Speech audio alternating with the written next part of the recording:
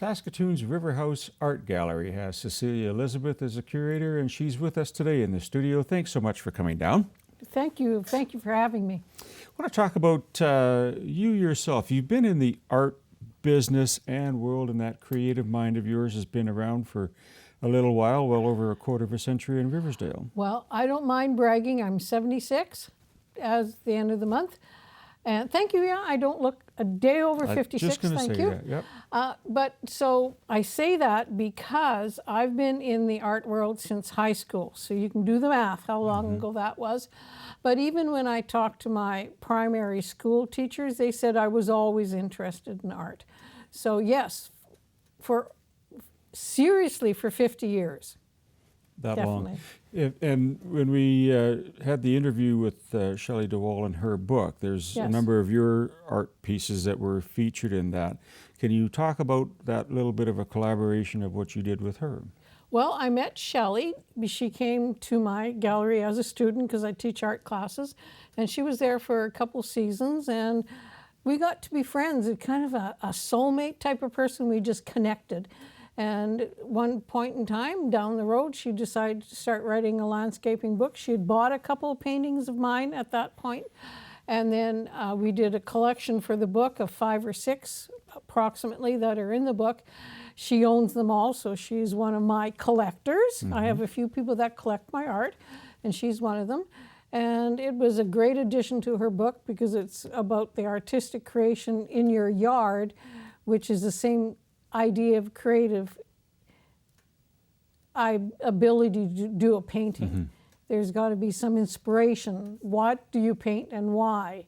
It's usually something that strikes you. So same as your landscaping, you walk into a yard and it's beautiful and organized and you have a very peaceful feeling.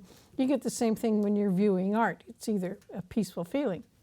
I can see that that relationship growing because it still involves color and placement and all of those things coming together. You mentioned about the Riverhouse Art Gallery. It's on Spadina, faces the river, but there was an interesting piece about the old, I shouldn't say old, the murals that were in the mall. Talk about that.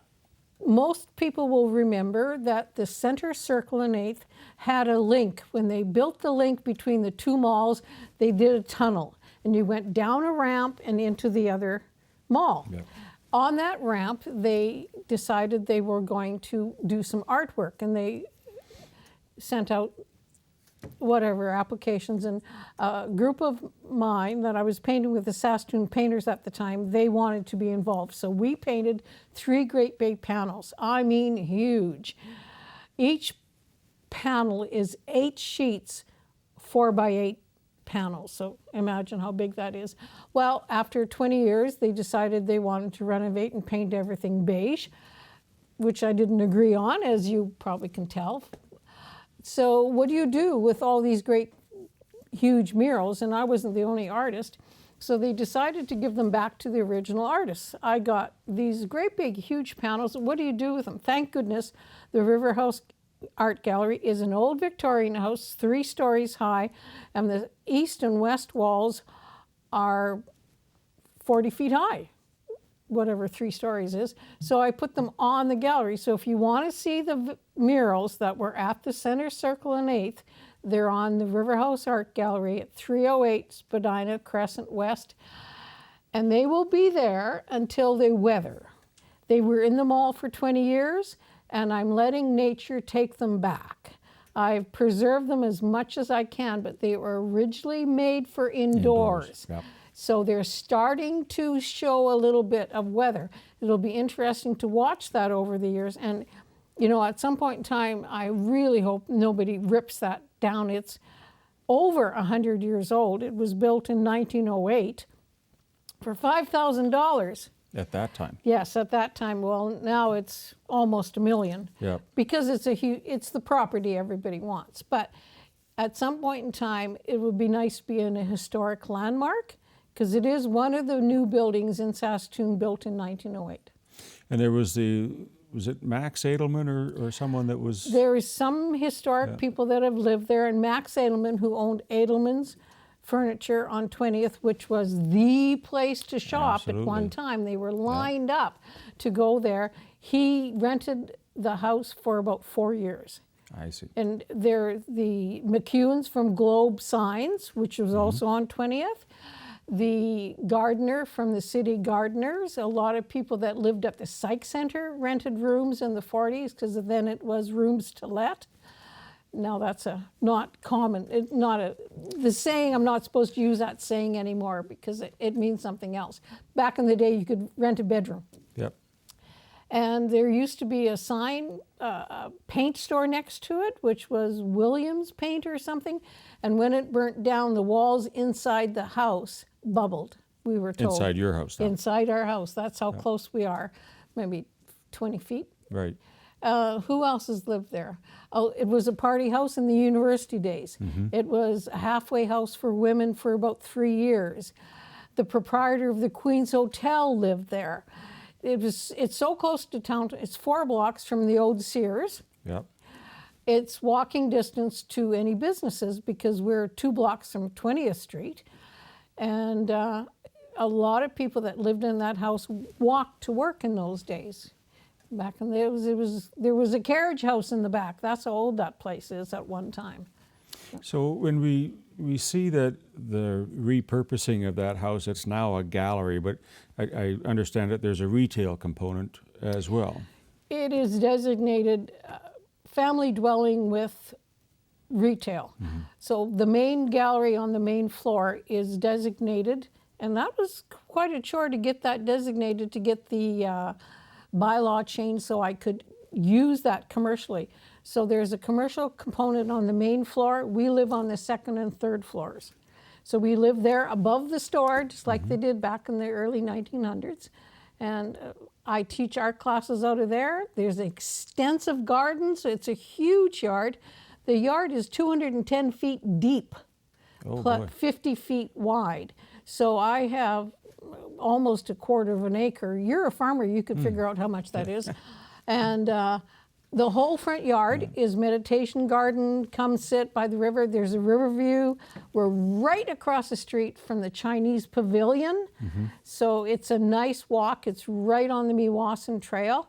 And from our house, you can either go east or west down to the Riversdale swimming pool or down through the downtown and right across the city.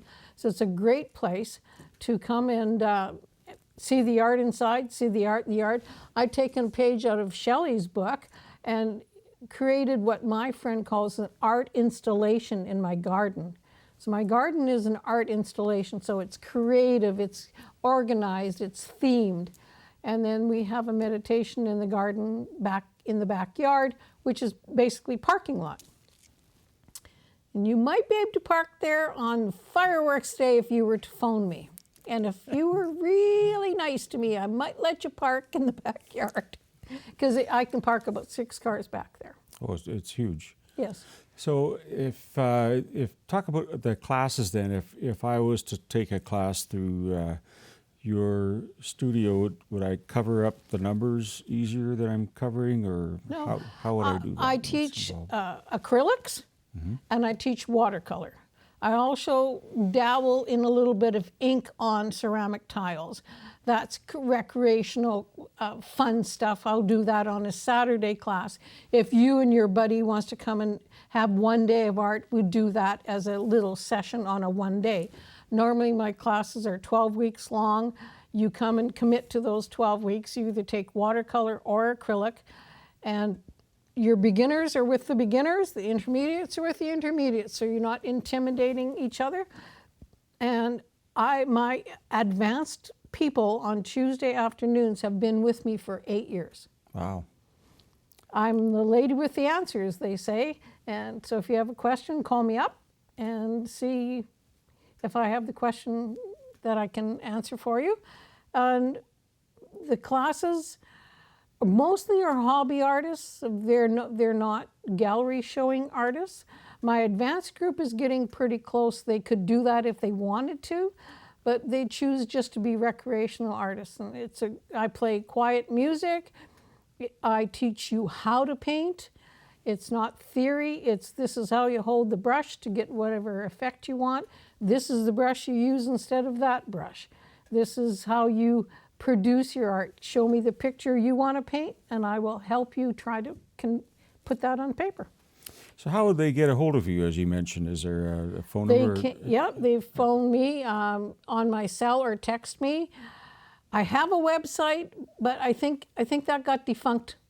I got a little message saying that I don't know if it was still working. So I don't know about my website. Sorry. Yep. But my phone number is 306-717-3083. It's my cell phone, text, or phone. Come by the gallery. I'm there 5 days a week. Perfect. Thank you so much for enlightening us on that, and appreciate all the work you've done for Riversdale over the years. We hope you stay there longer. You're welcome. Thank you. I met you way back in Riversdale bid days in 2000, so it's been a great run. Yep. That's our show for today. I'd like to thank our guests, artist Cecilia Elizabeth, as well as author Shelley DeWall. I'm your host, Randy Shabilo. We'll see you next time on Connect.